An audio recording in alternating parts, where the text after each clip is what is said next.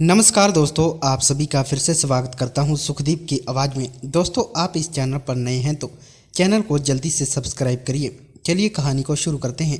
मेरा नाम रोशनी है। कभी कभी वक्त ऐसा आता है जब ज़िंदगी में बिल्कुल सब कुछ ठीक होता है, हमें कभी किसी चीज़ की परेशानी नहीं होती और शायद हम उन दिनों के बारे में नहीं सोचते जब हम पर मुसीबत आने वाली होती है।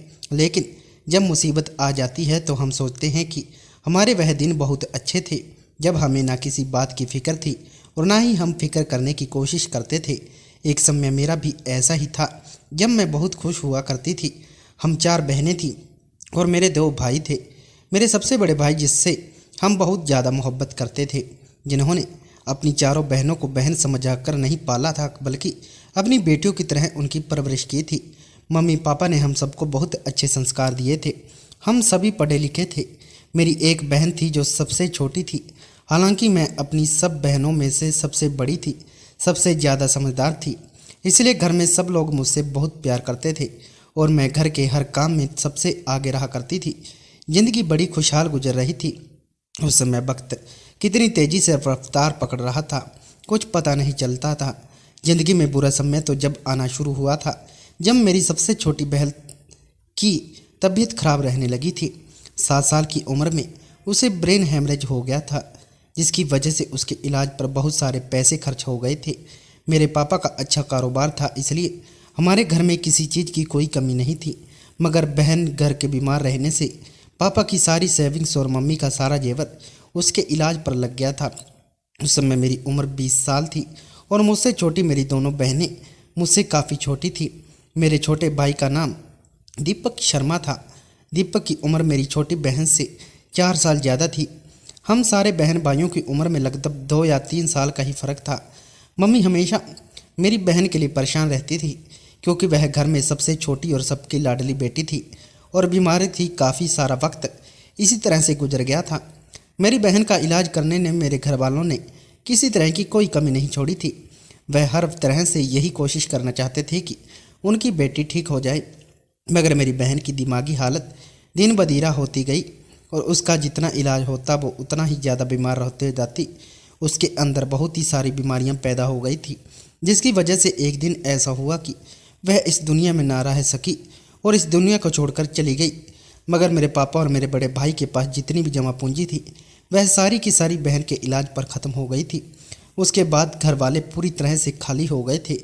उस हादसे के बाद बहुत कोशिश की गई कि हमारे घर के हालात नॉर्मल हो जाएं, मगर जैसे हमारे घर की खुशियों को तो किसी की नज़र लग गई थी, तो घर के हालात बेहतर हो सके ना ही हमारी बहन बच सकी।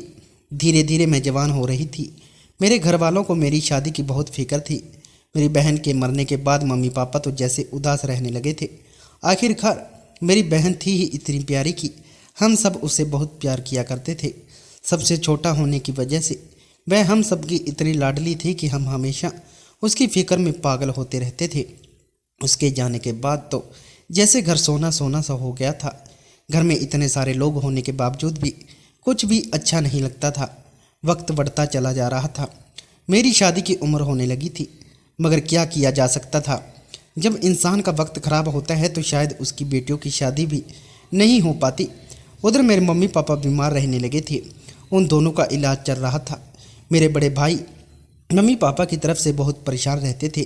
वह प्राइवेट स्कूल में जॉब करते थे। वहाँ पर उन्हें मामूली सी सैलरी मिलती थी, क्योंकि जिस स्कूल में वो पढ़ाते थे वह स्कूल ज़्यादा फेमस नहीं था, इसलिए उनकी सैलरी भी कम थी। और इसी सैलरी में वह अपने माता पिता का इलाज भी करवा रहे थे और अपने भाई को घर भी चला रहे थे। मेरा छोटे भाई, जो कि अभी कम उम्र का था और अभी पढ़ाई कर रहा था, वैसे तो मेरे भाई के बाजू में इतना दम नहीं था कि वह अपने सारे बहन भाइयों की पढ़ाई का भी खर्चा उठा सके, लेकिन उसने जितना होता वह सब कुछ कर रहे थे। फिलहाल हम लोग बड़ी परेशानी के दिन देख रहे थे।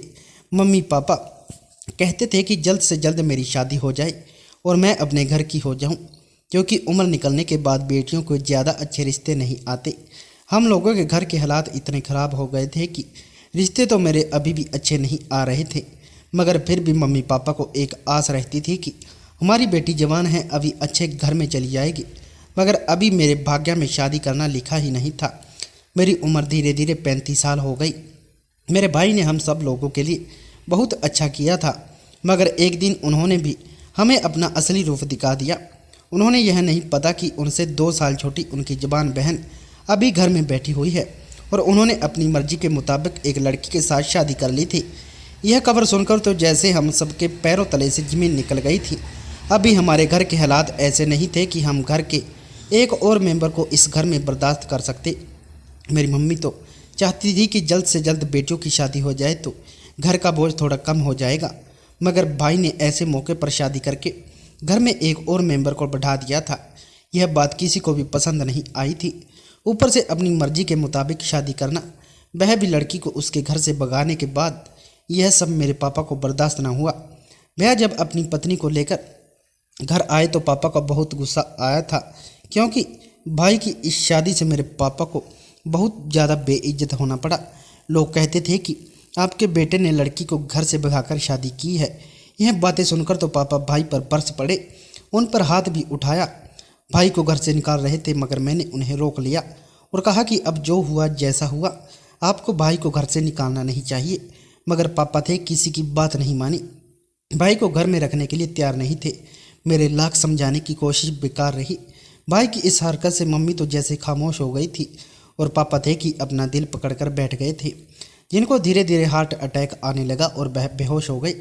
भाई गुस्से में घर से बाहर अपनी पत्नी के साथ निकल गए थे, यह कहकर कि जिस घर में उनकी कोई इज्जत नहीं है, ऐसे घर में वह नहीं रहेंगे।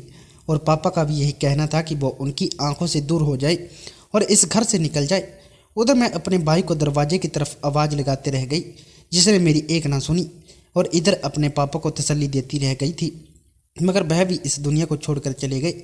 अब हमारे घर से एक एक करके हमारे सहारे खत्म होते चले गए थे। मैं अपने परिवार को टूटता बिखरता हुआ नहीं देख सकती थी और अपने घर वालों का गुजारा किया था। मेरी शादी तो ना हो सकी, मगर मैंने अपने भाई बहन को कभी किसी चीज़ की कोई कमी नहीं महसूस होने दी। मेरा भाई छोटा हमेशा मेरे कहने पर चलता था। धीरे धीरे मेरे भाई बहन बड़े हो गए। मैं पढ़ी लिखी थी, घर में बच्चों को ट्यूशन पढ़ाया करती थी, सिलाई करती थी। मेरी मम्मी बीमार रहती थी और हमेशा यही कहती कि हमारे इस हंसते बसते घर को पता नहीं क्या हो गया, ना जाने अब हमारे घर में कब खुशहाली आएगी। मैं अपनी मम्मी को हमेशा भरोसा दिलाती थी कि हमारे घर में एक दिन ऐसा ज़रूर आएगा जब हमें सारी खुशियाँ वापस मिल जाएगी, मगर ऐसा कब और कैसे होना था यह तो मैं भी नहीं जानती थी।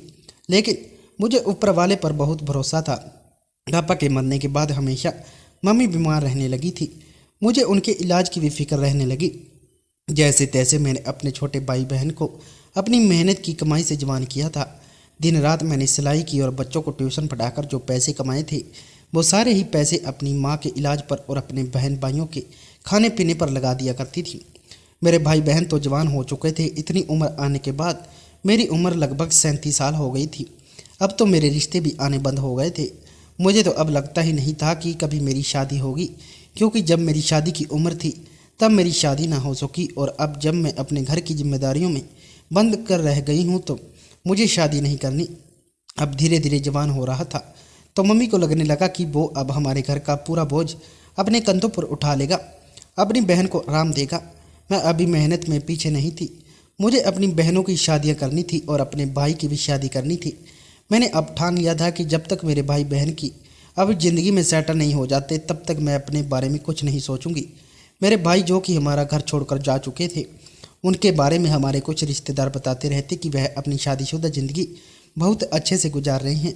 हालांकि उन्होंने कई बार हमसे कांटेक्ट करने की कोशिश करी थी, मगर मेरी मम्मी ने भाई से हमेशा नाराज़गी जाहिर करी थी और ना तो उन्होंने खुद भाई से बात की थी और ना ही हमने किसी को करने दी, क्योंकि वह भाई को पापा की मौत का जिम्मेदार समझती थी।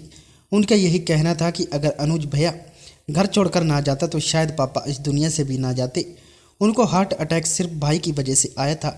ज़िंदगी और मौत तो ऊपर वाले के हाथ में है, मगर कुछ हद से ऐसे मौके पर हो जाते हैं जिनकी हमें उम्मीद नहीं होती, और दिल दुखाने वाला भी ऐसा मौका दिल दुखा ही देता है कि इंसान उस सदमे को बर्दाश्त नहीं कर पाता और फिर लेने के देने पड़ जाते हैं।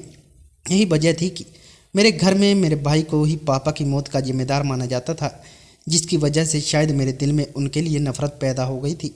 अब वह हमसे जब भी बात करने की कोशिश करते, हम में से कोई भी उनसे बात नहीं करता, और अब तो हम उनकी कोई खैर खबर नहीं रखते थे। हमारे दिल में यही रहता था कि वह मरे या जिए हमें कोई फ़र्क नहीं पड़ता। एक दिन मम्मी की बहुत ज़्यादा तबीयत खराब हो गई थी।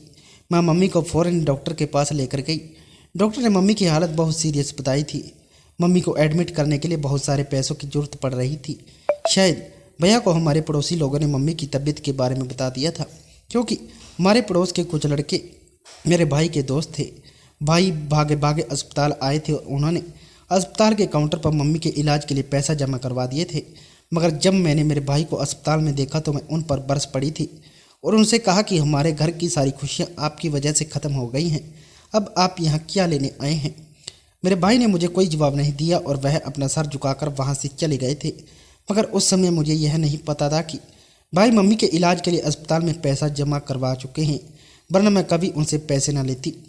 जहाँ मैं इतना सब कुछ कर चुकी थी, अपनी माँ का इलाज करवाने के लिए भी कुछ भी कर सकती थी। यह बात तो मुझे बाद में पता चली जब भाई वहाँ से जा चुके थे और मुझे यह भी नहीं पता था कि वह कहाँ रह रहे थे। फिलहाल कुछ दिनों के बाद मम्मी की तबीयत ठीक हो गई थी तो मैं उन्हें घर लेकर आ गई। मैंने अपने छोटे भाई से कहा था कि अब तुम यह नौकरी की तलाश करो। मम्मी की तबीयत खराब रहती है, मुझे उनका भी ख्याल रखना होता है। इस दौरान मैं अपना काम नहीं देख पाती। मैंने आसपास के लोगों से बोल दिया था कि मुझे अपनी दोनों छोटी बहनों की जैसे तैसे जल्द से जल्द शादी करनी है। मेरा भाई कहता, दीदी यह सब कुछ कैसे होगा? मगर मैंने उससे कहा था कि तुम फिक्र ना करो, सब कुछ ठीक हो जाएगा। अब मम्मी का इकलौता बेटा मेरा भाई बचा था, इसलिए वो उससे बहुत प्यार करती थी और उनको उससे बहुत उम्मीदें थी। हमेशा वो उससे यही कहती थी कि तुम्हारी बहन ने तुम लोगों के लिए बहुत कुछ किया है। तुम जब नौकरी करना शुरू कर दोगे तो और अपने पैरों पर खड़े हो जाओगे तो अपनी बहन का हक अदा करना मत भूलना। मुझे भी अपनी भाई से बहुत उम्मीद थी। मैं चाहती थी कि हम दोनों मिलकर अपनी दोनों बहनों की शादी कर दे। मगर भाई अपनी सैलरी के आधे ही पैसे हमें दिया करता था, वह आधे पैसे अपने पास रखा करता था। फिलहाल मेरी बहनों के अच्छे रिश्ते आने शुरू हो गए थे। मैं यही नहीं चाहती थी कि जैसे ज़िंदगी में यहाँ गुजार रही हूँ ऐसे ही ज़िंदगी मेरी बहन भी गुजारे। इसलिए मैंने उनके अच्छे रिश्ते एक्सेप्ट कर लिए और उन दोनों की शादी जल्द से जल्द करने का फैसला किया। कुछ वक्त गुजरने के बाद जैसे तैसे मैं उन दोनों में से एक बहन की शादी कर दी थी और एक अभी कुंवारी रह गई थी। मेरी तीसरे नंबर वाली बहन अभी की शादी नहीं हो सकी। ना जाने उसके ससुराल वालों को क्या प्रॉब्लम थी, वो लोग शादी करने का नाम ही नहीं ले रहे थे। शायद उन्हें हमसे ज़्यादा दहेज की उम्मीद थी, मगर हम अपनी बहन को ज़्यादा दहेज नहीं दे सकते थे। कुछ दिन तक इसी तरह मेरी बहन के ससुराल वालों ने शायद उन्हें हमसे ज़्यादा दहेज की उम्मीद थी, मगर हम अपनी बहन को ज़्यादा दहेज नहीं दे सकते थे। कुछ दिन तक इसी तरह मेरी बहन के ससुराल वालों ने हमारा उतार चढ़ाव चलता रहा। जब वह लोग भी बहस पर उतर आए तो इस तरह मेरी बहन का रिश्ता वहाँ से ख़त्म हो गया था, जिस बात पर मेरी छोटी बहन भी टूट कर रह गई थी। एक बहन की शादी करने के बाद तो मैं अपनी जिम्मेदारी से फ्री हो गई थी। रही भाई की शादी की बात तो वह खुद कमाता था, इसलिए अपनी शादी खुद भी कर सकता था। लेकिन मुझे अपनी छोटी बहन के लिए भी रिश्ता तलाश करना था, जो कहीं नहीं मिल पा रहा था। फिर कई साल इसी तरह से गुजर गए। मेरी एक बहन जिसकी मैंने शादी कर दी, वह अपनी ससुराल में बहुत अच्छी रह रही थी। अभी मेरी छोटी बहन का रिश्ता नहीं लग रहा था। मैं तो यही चाहती थी कि पहले मेरी बहन की शादी हो जाए, फिर मैं अपने भाई बहन से फ्री हो जाऊं। फिर कभी भगवान चाहेगा तो मेरी भी शादी हो जाएगी, और अगर ना भी हो सकी तो मैं अकेली अपनी ज़िंदगी तैसे गुजार लूँगी। मगर मुझे ऊपर वाले ने इतना जल्दी उम्मीद नहीं थी कि वह मेरे लिए इतना अच्छा रिश्ता भेज देगा। मेरी बहन के लिए तो रिश्ता ना आया, मगर एक रिश्ता मेरे लिए आया था। वह लड़का भी अपने भाई की बहन की जिम्मेदारियाँ पूरी करते करते अपनी उम्र आगे से निकल चुका था। यही वजह थी कि उसकी भी शादी ना हो सकी थी। मगर उसके घर में किसी चीज़ की कोई कमी नहीं थी। उसे एक समझदार और घरेलू लड़की की ज़रूरत थी, और मुझ में वह सारी क्वालिटीज थी। जब मेरे भाई के दोस्त ने वो रिश्ता बताया तो मेरी मम्मी ने फ़ौरन ही इस रिश्ते के लिए हाँ कर दी थी। मगर मैं अपने भाई बहन को छोड़कर शादी नहीं कर सकती थी। मैं जानती थी कि मेरा भाई अभी उम्र में छोटा है। जिस तरह से मैंने अपने घर वालों को संभाला वह नहीं संभाल सकेगा, लेकिन फिर भी मम्मी की जिद करने पर मैं शादी करने के लिए राज़ी हो गई थी। आखिरकार मेरी मम्मी को हमेशा मेरी शादी की फ़िक्र रहती थी, और वह मुझे यही समझा रही थी कि भगवान ने तुम्हारे लिए अच्छा रिश्ता भेजा है। इसका मतलब यह है कि तुम्हारी शादी का भी वक्त आ गया है। इस रिश्ते से इनकार मत करना, वरना सारी ज़िंदगी पछताते रह जाओगी। पहले ही तुम अपने भाई बहन के लिए काफ़ी कुछ कर चुकी हो। जिस लड़के से मेरी शादी होने जा रही थी उसका नाम दीपक शर्मा था। दीपक शर्मा देखने में बहुत अच्छे थे। वह ज़्यादा अमीर तो नहीं थे, मगर अपनी सैलरी से अपने घर को उन्होंने आराम से मेंटेन किया हुआ था। उनके आगे पीछे कोई नहीं था। अपने सभी छोटे भाई बहन की शादी करने के बाद वह अब अपनी पत्नी के साथ अपनी ज़िंदगी खुशहाल तरीके से गुजारना चाहते थे। उन्होंने अपने भाई बहन को उनके पैरों पर खड़ा कर दिया था, इसलिए उन्हें अब किसी चिंता नहीं थी। अब वह अपने बारे में सोचना चाहते थे। मेरी शादी हो गई तो मुझे ससुराल आने के बाद भी अपने मायके की चिंता लगी रहती। मैं चाहती थी कि बस किसी भी तरह मेरे दोनों भाई बहन अपनी लाइफ में सेट हो जाएं। शादी के बाद मैं बहुत खुश रहती। देर से ही सही मगर मेरी ज़िंदगी में खुशहाली आ गई थी। मुझे देखकर मेरी मम्मी बहुत ही खुश हुआ करती थी। एक दिन जब मैं अपने ससुराल में मायके गई तो मम्मी मुझसे कहने लगी कि मैं चाहती हूँ कि मैं तुम्हारे भाई की शादी कर दूँ। बेटा, मेरी तबीयत खराब रहती है। तुम्हारे भाई इकलौता बेटा है, क्योंकि तेरा भाई मेरे लिए मर चुका है। मैं चाहती हूँ कि अपनी आंखों के सामने मैं अपने बेटे की शादी देख लूँ, क्योंकि अपनी बेटियों की शादी तो मैं देख चुकी हूँ। अगर इस बीच तुम्हारी बहन का रिश्ता भी लग गया तो उसकी शादी भी हो जाएगी। मैं चाहती हूँ कि घर में बहू आ जाए और वह मेरी सेवा किया करे। मुझे अपनी माँ की इस बात से कोई दिक्कत नहीं थी। मैंने अपने भाई से इस बारे में बात की। वह भी मम्मी की खुशी के लिए शादी करना चाहता था। क्या वह फाइनेंस ज़्यादा कुछ नहीं जानती थी, इसलिए भाई का यही मानना था कि उसकी शादी हो जानी चाहिए। फिलहाल मैंने अपने भाई के लिए एक अच्छी और समझदार लड़की की तलाश की थी। वो लड़की मेरे मम्मी को भी बहुत ज़्यादा पसंद आई थी और इस तरह मैंने अपने छोटे भाई की भी शादी करवा दी थी। मुझे अपनी भाई की पत्नी बहुत उम्मीदें थी कि वह हमारे घर को जोड़ कर रखेगी। भाई की शादी हुई तो मैं अपने घर की तरफ से बेफिक्र हो गई थी। ऊपर वाला एक दिन ऐसा समय भी लाया गया कि मेरी बहन की भी शादी हो जाएगी, मगर अब मेरी बहन को घर के सारे काम नहीं करने पड़ेंगे। घर में उसका हाथ बटाने के लिए भाभी जो आ गई थी।